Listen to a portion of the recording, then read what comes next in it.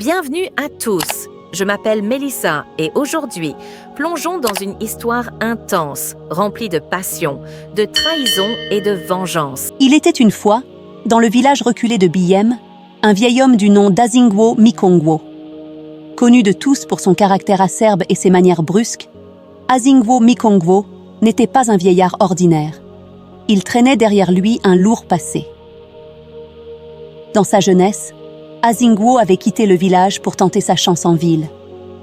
Le cœur gonflé de rêves de richesse et de succès, il avait imaginé que la ville lui offrirait une vie de grandeur et d'opulence. Mais la réalité de la ville était bien différente de ce qu'il avait imaginé. Le travail y était difficile et l'argent se faisait rare. Impatient et refusant de travailler avec acharnement pour bâtir son avenir, Azingwo Mikongwo avait décidé de prendre un raccourci. Plutôt que de persévérer et de se salir les mains, il s'était engagé dans des activités douteuses, sombrant dans le vol pour subsister. À 2 reprises, il avait été pris la main dans le sac et condamné à la prison. Malgré cela, il n'avait pas changé. Au lieu de se repentir, Azingwo en était ressorti plus aigri encore. Il se remettait à chaque fois à voler. Mais un jour, ses méfaits avaient failli lui coûter la vie. Un jour, après un vol raté, il avait échappé de justesse à la vindicte populaire. Les passants, furieux, s'étaient rués vers lui, prêts à lui faire payer ses crimes. Tremblant de peur, Azingwo avait couru à perdre haleine pour leur échapper. Cette fois-là, il avait compris qu'il ne pourrait plus rester en ville sans risquer sa vie. Dépité et accablé par la peur, il prit la décision de rentrer au village. Le vieux Azingwo Mikongwo avait ainsi passé toute sa vie au village, s'enfonçant peu à peu dans la solitude de ses vieux jours. Il n'avait eu ni femme, ni enfant. À 70 ans, il regardait avec un mélange de nostalgie et de mélancolie les jeunes partir un à un vers la ville, tout comme lui l'avait fait jadis. Ces départs lui rappelèrent sa propre jeunesse, remplie d'espoir et de rêves. Il voyait dans ces jeunes le même feu qui l'animait autrefois, et cela éveillait en lui des souvenirs, parfois doux, parfois amers. Malgré son passé trouble, les jeunes du village vouaient à Azingwo un respect sincère, presque aveugle. Pour eux, il incarnait l'image du patriarche, du vieux sage, du survivant d'une époque lointaine. Leurs parents murmuraient parfois des histoires à son sujet, mais jamais ils ne dévoilaient les détails sombres de sa jeunesse. Alors, ces jeunes, pleins de bienveillance, n'avaient que de l'admiration pour lui. Lors des fêtes et des rassemblements traditionnels, quand ils revenaient temporairement au village, les jeunes ne manquaient pas de faire un détour par la vieille maison d'Azingwo. Ils arrivaient les bras chargés, le sourire aux lèvres, avec des présents qui témoignaient de leur respect et de leur envie de rendre hommage au vieux sage qu'ils croyaient voir en lui. « Le vieux Azingwo, voici une petite bouteille de ce whisky que vous aimez bien », s'exclamait-il, en riant, tout en lui tendant la bouteille, soigneusement enveloppée. « Ah, le vieux Azingwo, quelques vêtements neufs pour vous », ajoutaient d'autres en lui remettant une chemise propre et un pantalon. Azingwo recevait ces cadeaux avec une sorte de fierté timide. Il murmurait des remerciements, touché, mais sans le montrer. Un jour, alors qu'il observait les allées et venues des jeunes revenus au village pour les fêtes, Azingwo Mikongwo ressentit un mélange de jalousie et d'amertume monter en lui. Assis sur une vieille chaise en bois devant sa maison, il regardait ces jeunes hommes et femmes avec leurs habits modernes et leurs voitures rutilantes. Il riait, racontait leur réussite et leur vie en ville, sans se douter que leurs paroles faisaient ressurgir en lui de vieux souvenirs, mais aussi de profondes rancœurs. « Mais que croient-ils, ces jeunes-là » murmura-t-il, serrant les dents, son regard s'assombrissant. « Ils viennent ici, rient fort, me montrent leur voiture, comme s'ils voulaient m'humilier, me rappeler que moi, je n'ai pas réussi là-bas. » La colère bouillonnait dans son cœur. Azingwo ne pouvait accepter que ces jeunes, ces enfants du village, puissent avoir ce qu'il avait tant cherché en vain. Il se disait que s'il n'avait pas pu triompher en ville, personne d'ici ne devrait réussir là-bas non plus. Si moi, Azingwo Mikongwo, je suis allé en ville et n'ai pas réussi, ce n'est certainement pas un de ces jeunes qui réussira, se dit-il en serrant les poings. Sa fierté blessée, son échec jamais digéré, tout cela formait un mélange amer qui le poussait à vouloir les voir échouer, comme pour justifier ses propres erreurs. Azingwo Mikongwo, rongé par sa rancune et son désir de vengeance, prit une décision qui allait marquer un tournant dans sa vie. Sans en parler à personne, il se mit en route pour un village lointain, un endroit dont on disait qu'il abritait des mystères et des secrets anciens. Ce village, niché au cœur de la forêt, n'était pas un lieu que l'on visitait sans raison. Les rares personnes qui s'y aventuraient avaient souvent des motivations sombres, des intentions cachées. Il lui fallut 2 jours de marche à travers des sentiers sinueux et des forêts épaisses pour enfin atteindre ce lieu mystérieux. Là-bas, vivait Esaboto, un vieux sorcier craint de tous. On disait qu'il possédait des pouvoirs capables de transformer les désirs les plus sombres en réalité. Quand Azingwo arriva devant sa hutte, il le trouva assis, l'air calme mais l'œil vif, comme s'il l'attendait déjà. Le vieux sorcier Esaboto le scruta en silence, devinant sans mal la lourdeur de son cœur et la noirceur de ses intentions. « Que veux-tu, vieil homme ?» demanda Esaboto, sa voix rauque résonnant comme un murmure menaçant. Azingwo se redressa du mieux qu'il pouvait, son dos courbé et ses mains tremblantes trahissant son âge avancé. « Je veux que tu me donnes le pouvoir de nuire à ces jeunes qui me narguent, » déclara-t-il d'une voix froide. « Donne-moi quelque chose, une canne, pour que je puisse lancer des malédictions sans qu'ils ne se doutent de rien.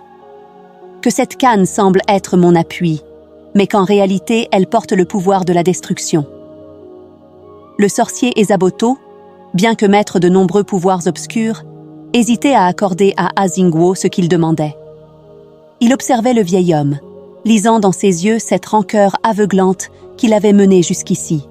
« Azingwo, ces jeunes ne t'ont rien fait de mal.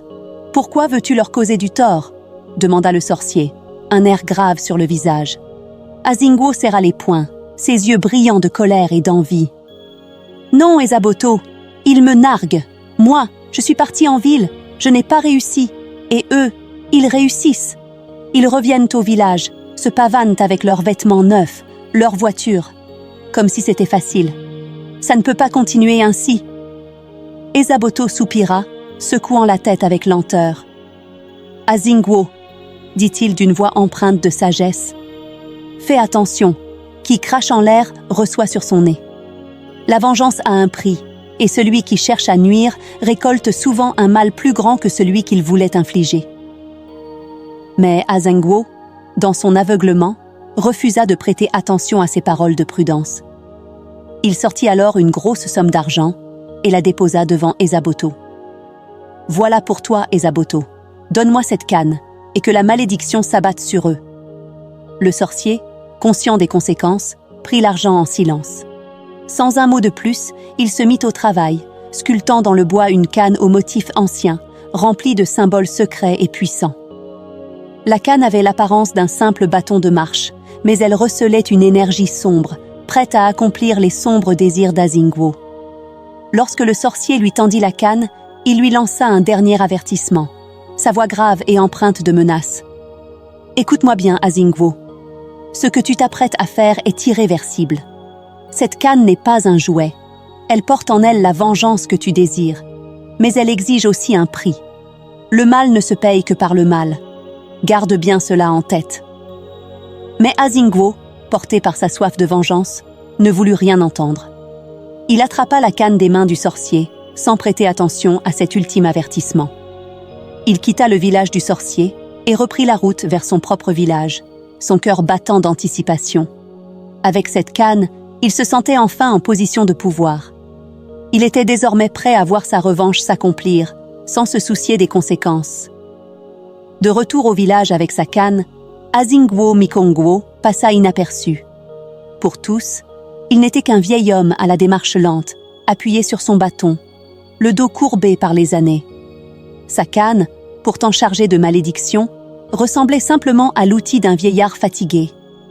Les festivités battaient à leur plein, et les jeunes du village revenaient pour célébrer, comme ils le faisaient chaque année. Ce jour-là, alors qu'il marchait lentement le long de la route, Azingwo fut salué par l'un des jeunes hommes du village qui venait de garer sa voiture sur le bas-côté. Descendant de son véhicule, le jeune homme s'approcha de lui avec un sourire respectueux. « Tiens, père Azingwo, un petit billet pour vous. Profitez de ces jours de fête, » dit-il en lui tendant une somme d'argent, les yeux remplis de respect. Azingwo prit l'argent avec un sourire sournois, tenant fermement sa canne dans l'autre main.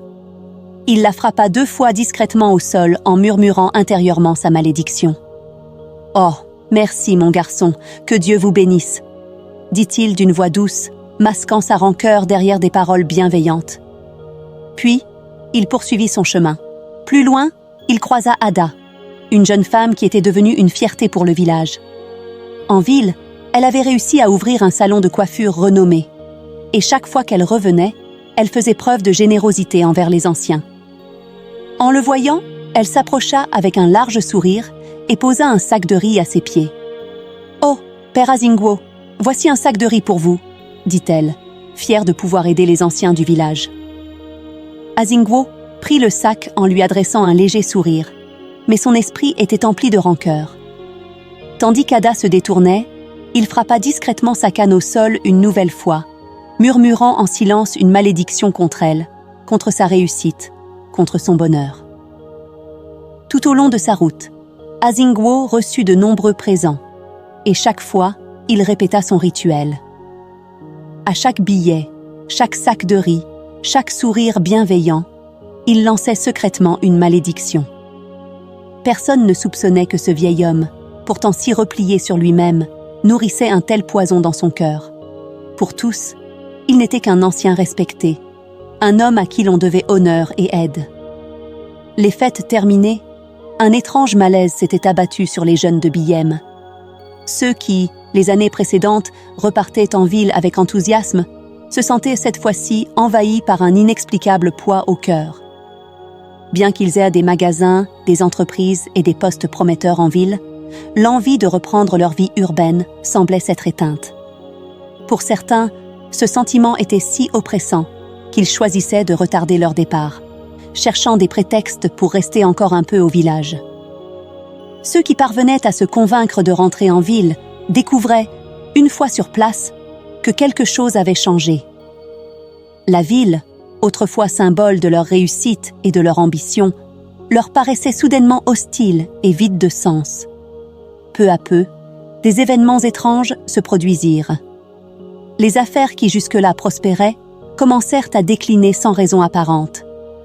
Les clients se faisaient rares. Les opportunités semblaient s'éloigner et les obstacles s'accumulaient de manière inattendue. Ada, la jeune femme autrefois pleine de fierté avec son salon de coiffure florissant, fut parmi les premières à en faire les frais. Son salon, qui attirait autrefois une clientèle fidèle, perdit peu à peu son éclat. Les clients se mirent à déserter sans explication, et Ada, malgré tous ses efforts, ne parvenait plus à remonter la pente. En quelques mois, elle dut se résoudre à fermer boutique et à revenir au village, son rêve brisé, le cœur lourd de regrets. Les autres jeunes de Biyem ne tardèrent pas à suivre le même chemin. Un à un, ils retournèrent au village, abattus, vidés de leurs ambitions et de leur énergie, comme si une force invisible les avait arrachés à leurs rêves. Biyem, autrefois fier de ces jeunes qui revenaient au village avec des histoires de succès, les voyait désormais rentrer la tête basse, sans autre choix que d'accepter la pauvreté de leur terre natale. Les anciens, préoccupés par cette situation étrange et déconcertante, se réunirent un soir autour du grand feu de la place centrale.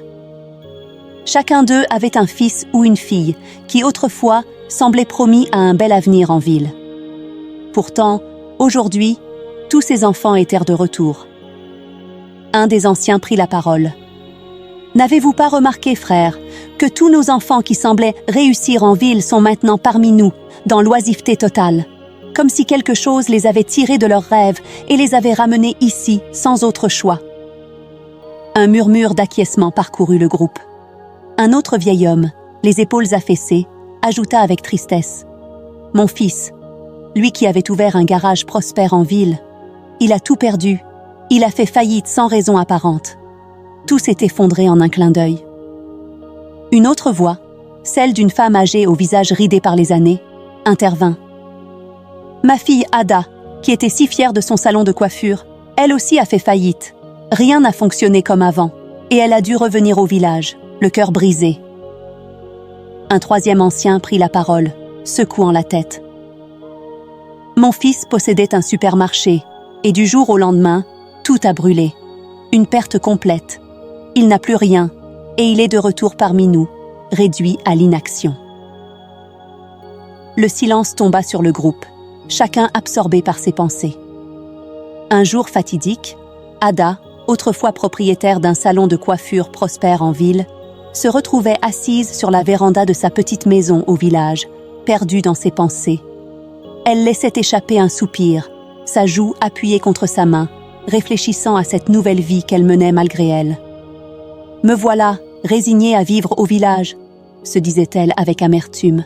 « J'avais un salon qui marchait bien, mais bon, au moins, ici je peux profiter de la nourriture bio et de l'air pur. » Décidée à tirer le meilleur de sa situation, elle se leva, prit sa hotte et se dirigea vers les champs pour ramasser du bois. Le ciel, encore clair, ne laissait rien présager de particulier. Ada avançait tranquillement entre les arbres, ramassant les branches sèches qu'elle trouvait sur son passage. En fouillant le sol du regard, elle tomba soudain sur un morceau de bois étrange, abandonné au milieu des feuilles mortes. Elle se pencha pour l'examiner. Le bois semblait sec, parfait pour le feu, mais ce qui attira son attention étaient les inscriptions bizarres gravées dessus. Intriguée, elle le prit en main, le retournant sous tous les angles. « Tiens, c'est quoi ce bois avec des inscriptions bizarres ?» murmura-t-elle pour elle-même. « Il est bien sec, ça devrait brûler parfaitement. » Sans plus s'interroger, elle ajouta ce morceau de bois à son fagot et continua sa récolte.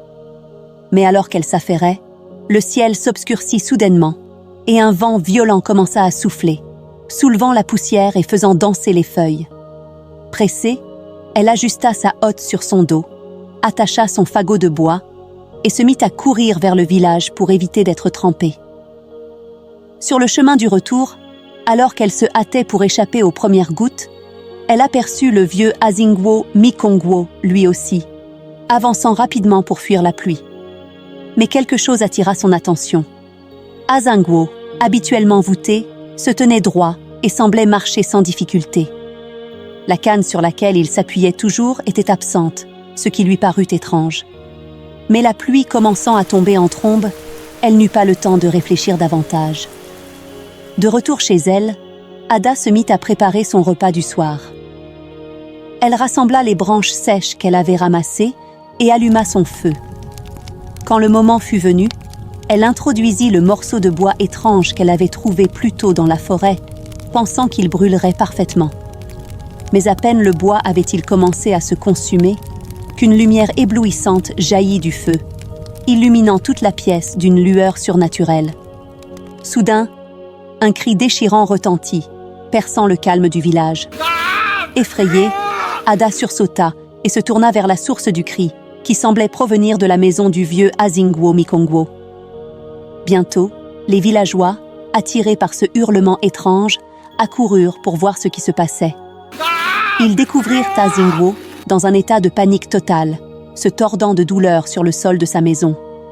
Son visage était déformé par la souffrance, ses yeux révulsés, tandis qu'il répétait d'une voix tremblante « Je brûle, je brûle !» Un des anciens s'approcha, le regard inquiet. « Mais que se passe-t-il, Azingwo? Pourquoi cries-tu ainsi ?»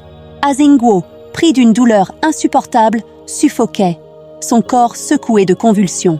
Il cherchait désespérément autour de lui, les mains tendues, comme pour saisir un objet invisible. « Ma canne! Où est ma canne? Je veux ma canne !» s'écria-t-il d'une voix brisée, sa détresse visible à chaque mot. Comprenant que sa fin était proche, Azingwo confessa tout.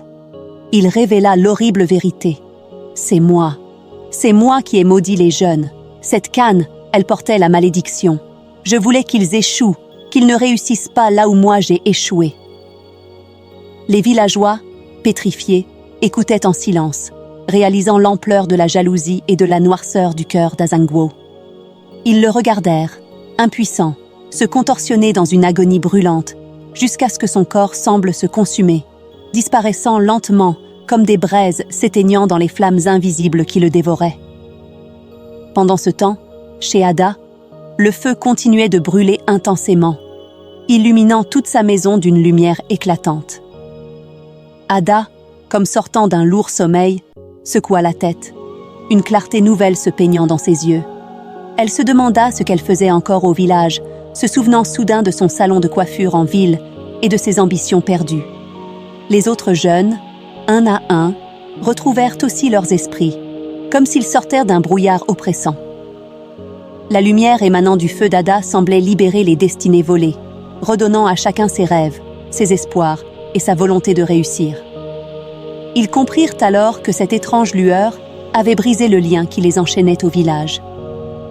Les villageois, debout devant la maison du vieux Azingwo, comprirent que son envie et sa rancœur avaient maudit toute une génération.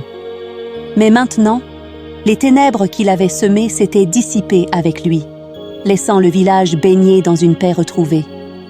Les jeunes, libres de la malédiction, firent leurs adieux au village, prêts à reprendre leur chemin vers la ville, leur avenir à nouveau ouvert devant eux, tandis qu'Ada, avec détermination, préparait son retour et la renaissance de son salon. La leçon de cette histoire est celle du danger de la jalousie et de la rancœur. Azingwo Mikongwo, consumé par l'amertume de ses échecs, a choisi de haïr ceux qui réussissaient là où il avait échoué. Sa jalousie l'a conduit à commettre des actes sombres, qui n'ont finalement fait qu'accentuer sa solitude et sceller son propre destin tragique. Cette histoire nous enseigne que nourrir des sentiments négatifs envers les autres finit par se retourner contre soi-même. La jalousie et la rancune sont des poisons qui détruisent d'abord celui qui les porte. Azingwo aurait pu choisir de soutenir les jeunes du village, d'être un guide pour eux, mais en cherchant à les faire échouer, il n'a fait qu'accélérer sa propre chute. En revanche, les jeunes, malgré les épreuves, ont retrouvé leur chemin et leurs ambitions une fois libérés de cette malédiction. Leur résilience face à l'adversité montre que la réussite repose sur la détermination et la persévérance, et non sur la destruction des autres. La leçon est claire. Le succès et le bonheur des autres ne diminuent pas le nôtre, et au contraire, les soutenir enrichit la communauté tout entière.